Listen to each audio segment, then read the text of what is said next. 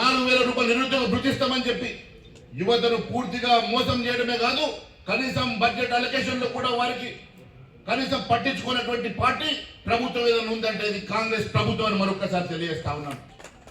నిజంగా ఈరోజు వారు ఎమ్మెల్సీ అభ్యర్థిని గ్రాడ్యుయేట్స్ కాన్స్టిట్యుయెన్సీకి అదే మాదిరి టీచర్స్ కాన్స్టిట్యుయెన్సీకి అభ్యర్థిని నిలబెట్టడానికి కూడా కాంగ్రెస్ పార్టీకి సిగ్గుండాలని తెలియజేస్తా ఉన్నాను.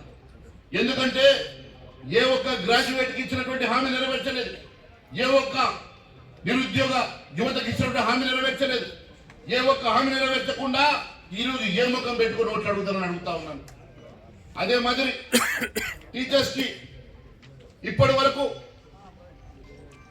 కొత్త పే స్కేల్ ఇవ్వలేదు, పాతగా దాదాపు 6 ఇంక్రిమెంట్ కూడా పెండింగ్ ఉన్నాయి, 5 ఇంక్రిమెంట్ పెండింగ్ ఉంది, 6 ఇంక్రిమెంట్ కూడా ఇప్పుడు దగ్గరలో డ్యూ ఉన్నది, 6 ఇంక్రిమెంట్లు వారు ఇవ్వాల్సిన పరిస్థితి ఉన్నది.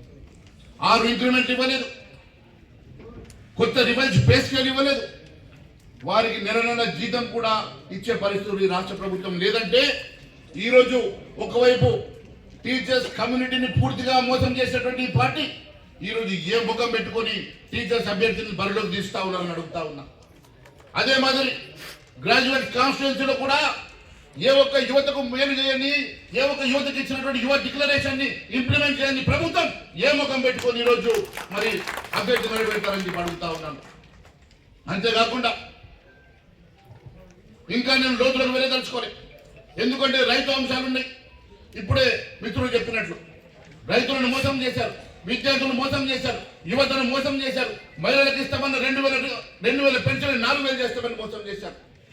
ప్రతి మహిళకు 2,500 రూపాయలు పెన్షన్ ఇస్తాము గృహలక్ష్మి మహాలక్ష్మి పేరు మీద, అది మోసం చేశారు.